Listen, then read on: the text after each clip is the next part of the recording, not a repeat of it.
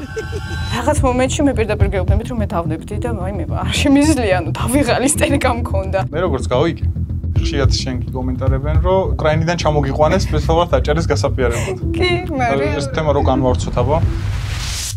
ხო, რეალურად მე დავიბადე და გავიზარდე თბილისში.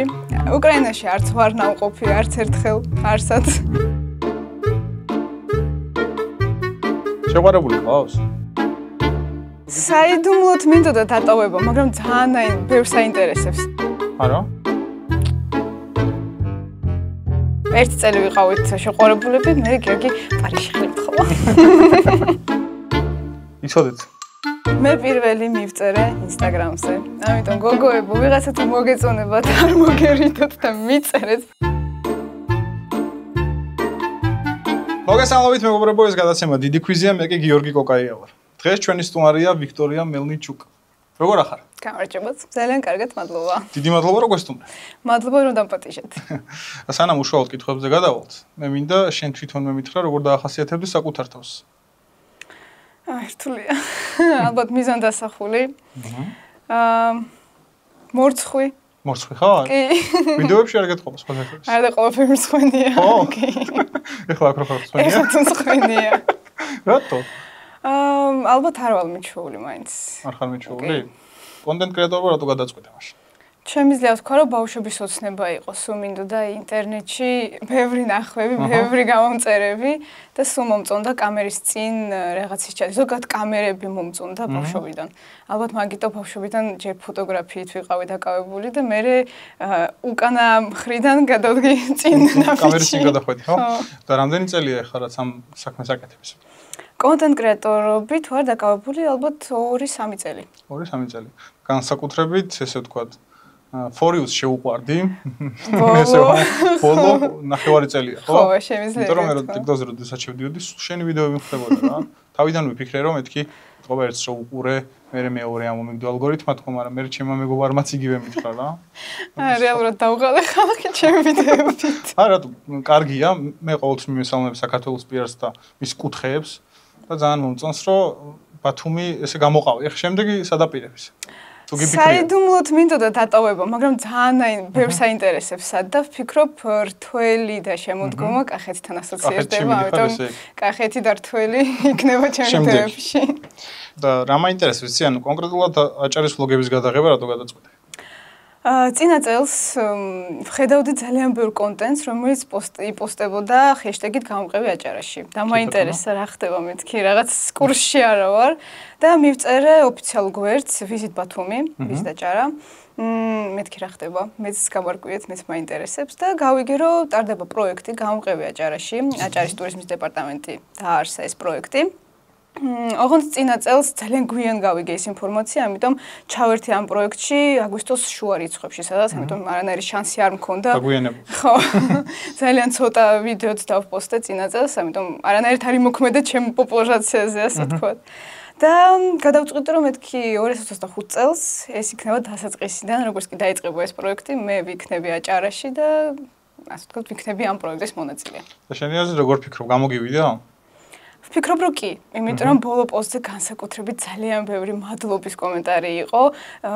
ძალიან სასიამოვნო იყო იმის მოსმენა, როცა ბათუმში ხდებოდა ხალხი და მეუბნებოდა რომ მე ბათუმელი ვარ, აჭარელი ვარ და შენგან გავიგე ძალიან ბევრი ადგილებია და ეს განსაკუთრებით სასიამოვნოა. მე რა გამიკვირდა, იცი მეც გეტყვი. მე რომ მითხარი თბილისში ცხოვრობ, გამიკვირდა, მე მეგონა რომ აჭარაში ცხოვრობდი და მეთქი ესეთი სიყვარულით როგორ ლაპარაკობს აჭარაზე. რეალურად ბათუმში ბავშვობიდან ვარ, ხალხს ზღვაზე ყოველ წელს წასვლა იყო ტრადიცია და მე გიორგის აქვს სახლი ბათუმში, ამიტომ ბათუმში ჩასვლა არ ექნებოდა არანაირი პრობლემა, როცა მოგვინდებოდა, სულ იქ ვიყავით.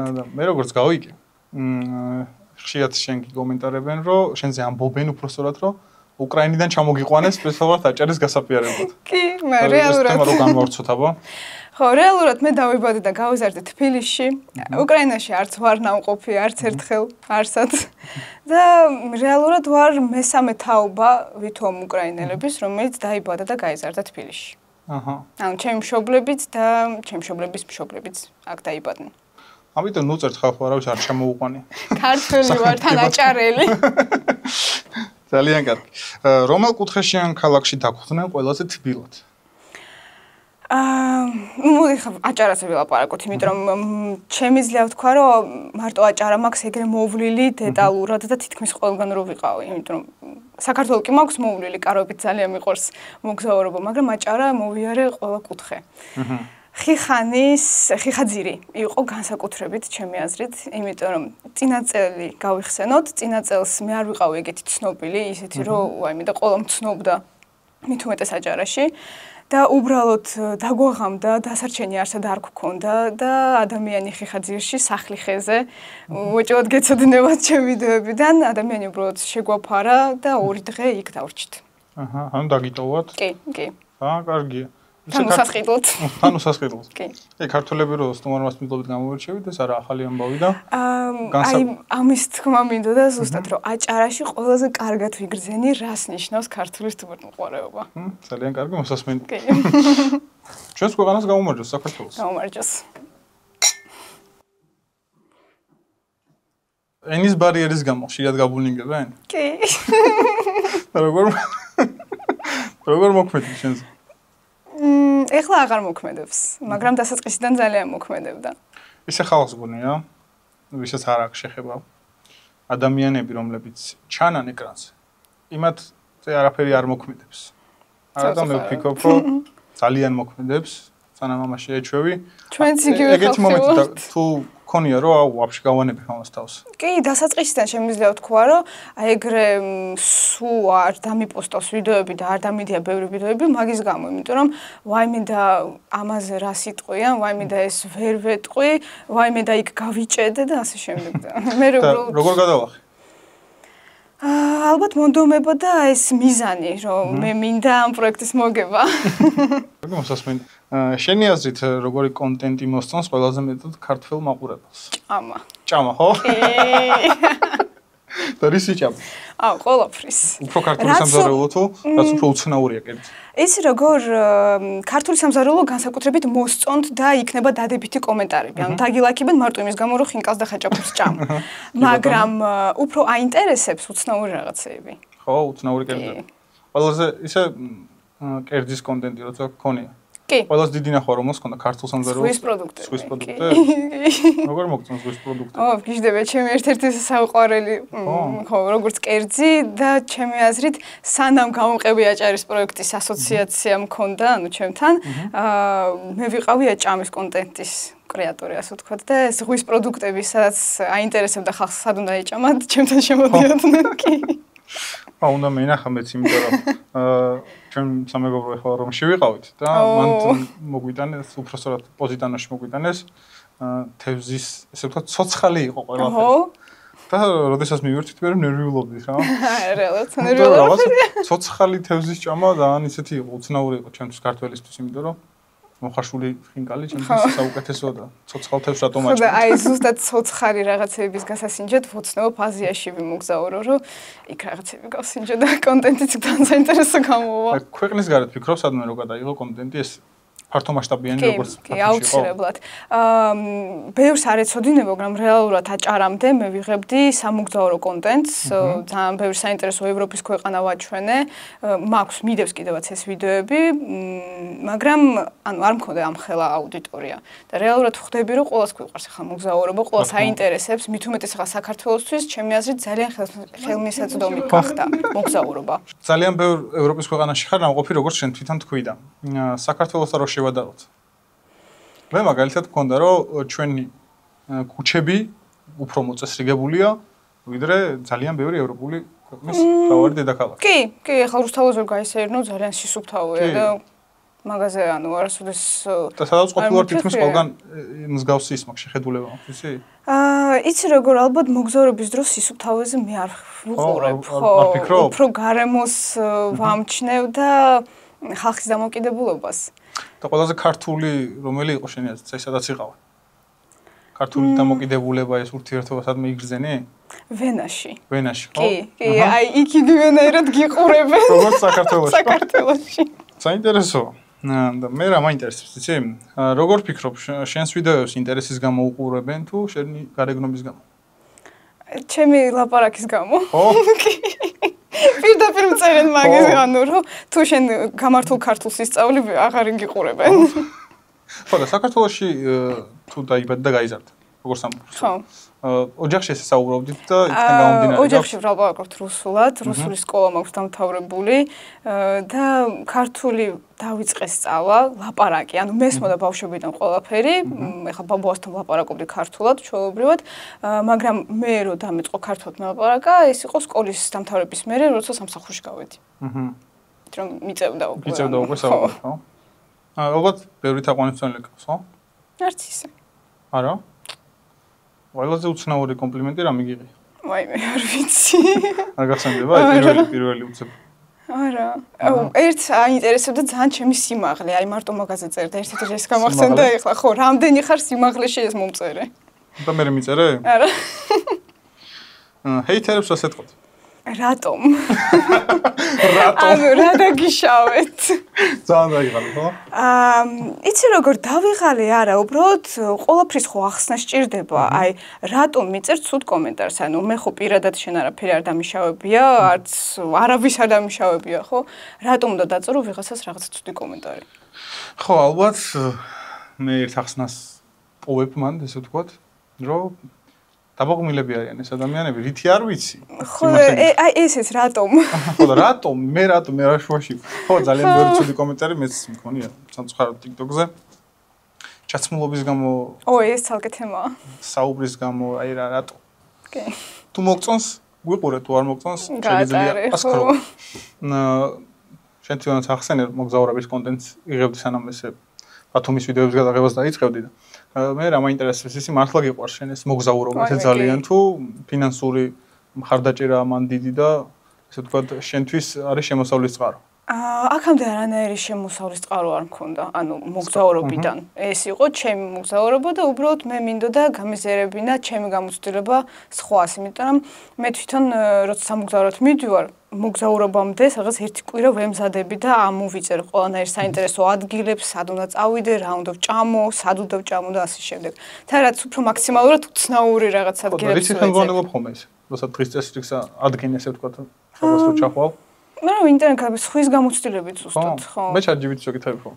ეს ახლა გახდა ცნობილი, ხო, და თორე აქამდე, აი ყველანაირი ბლოგერების ვიდეოებს რო უყურებ და იქ რაღაცებს ამოიწერ, ჩაინიშნო და ეგეთ რაღაცები. ანუ მოგზაურობ უბრალოდ საკუთარი თავის გამო, ისიც საკუთარი თავის გამო შემოსავლის მხრივ რომ მივიდე. ხო, აქამდე? ხო, მე სადმე მინდა რომ მივიდე, იცი? ადამიანებს რა აინტერესებს შემოსავალი, ხო? როგორც ვიცით, აჭარის ტურიზმის დეპარტამენტი გამარჯვებულ ინფლუენსერს აძლევს 150.000. კი. რაში დახარჯავ ამას 50.000 ლარს? მოგზაურობაში ისე, ანუ უნდა ჩააბრუნო და ისე ბევრ კონტენტს სადაპირებ წასვლას. აზია ჩემი ერთ-ერთი დიდი ოცნება არის, კორეა, იაპონია, ეგეთი ქვეყნები. ფრენს გეშინია? არა. საერთოდ არა, ან ადრენალინია რაღაც ფონში. მე მაგრად მეშინი. გიორგისაც. მაგრამ ხო. მაგრამ როგორ ვარ ისი რომ ანუ შეიძლება მე ეგეთი ახალი უნარი აღმოვაჩინე რომ ჰაერში მუშაობა გაგიგია? არა. მოკლედ თუ რამე ცნობილი ხო?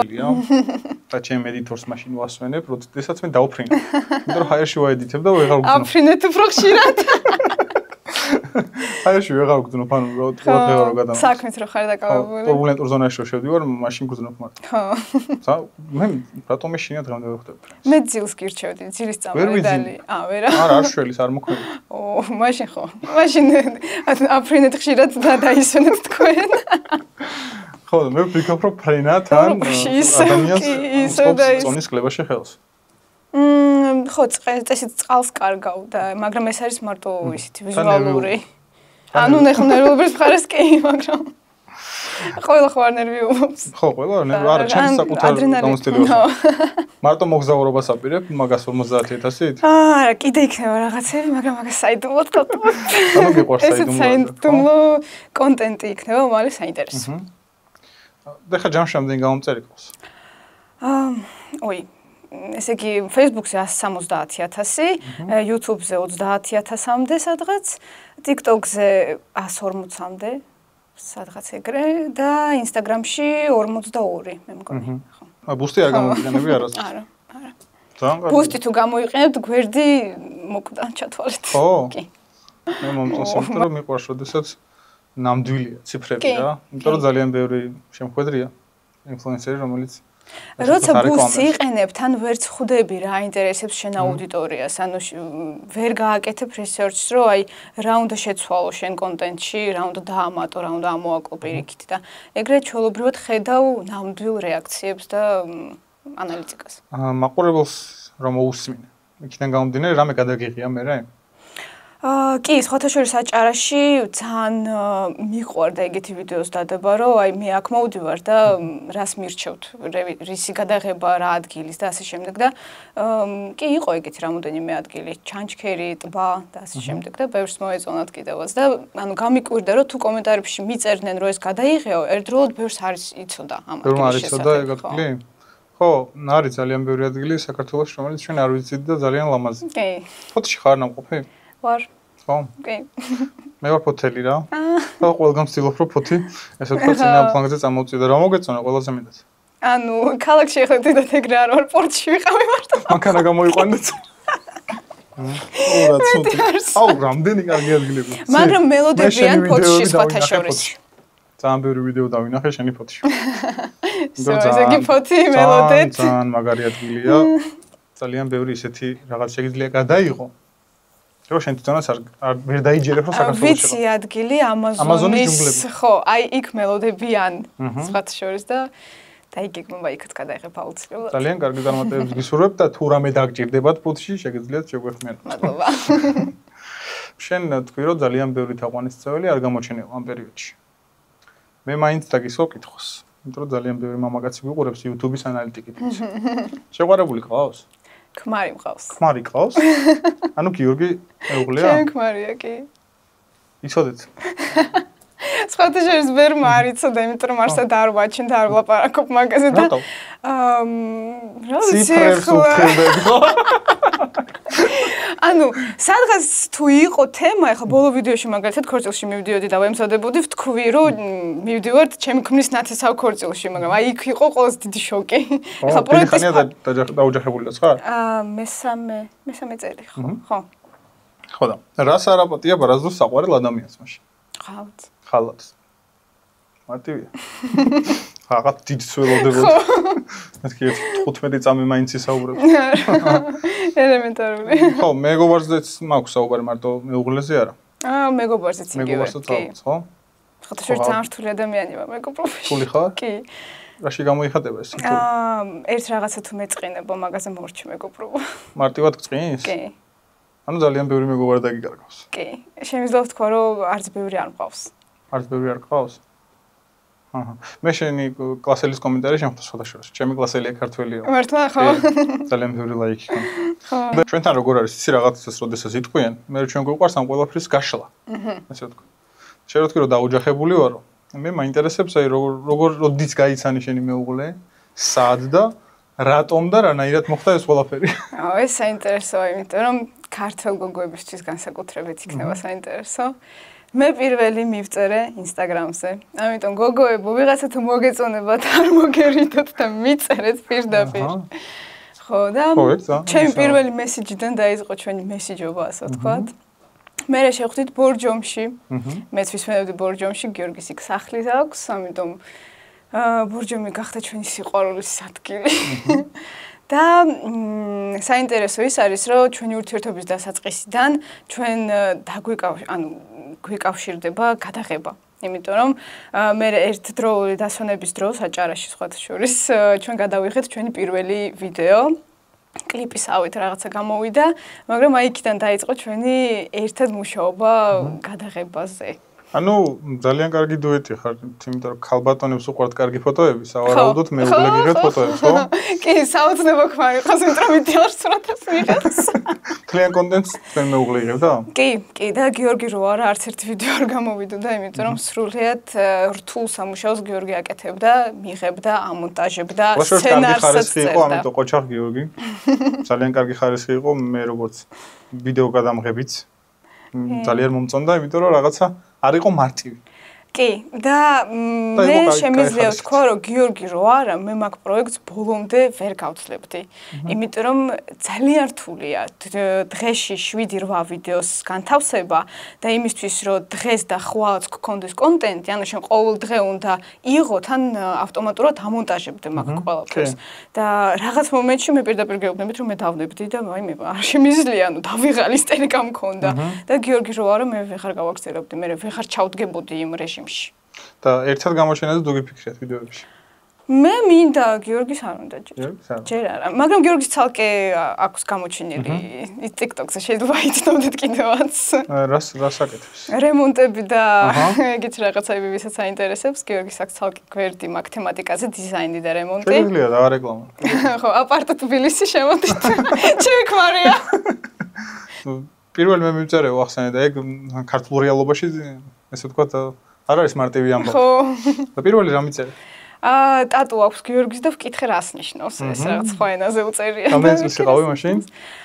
აი მე ვიყავი 20-ის. 20-ის. ხო. 3 წლის წინ ახლა 23-ის ხარ. ეს 24-ის ვარ. 24-ის. ხო. ერთი წელი ვიყავით შეყვარებულები, მე გიორგი პარიზში ხელი მთხოვა. ძალიან კარგი. ისე რა არის შენი მაქსიმუმი? აი როდის იტყვი რომ აი ყველაფერი გამომივიდა ისე როგორც მინდოდა?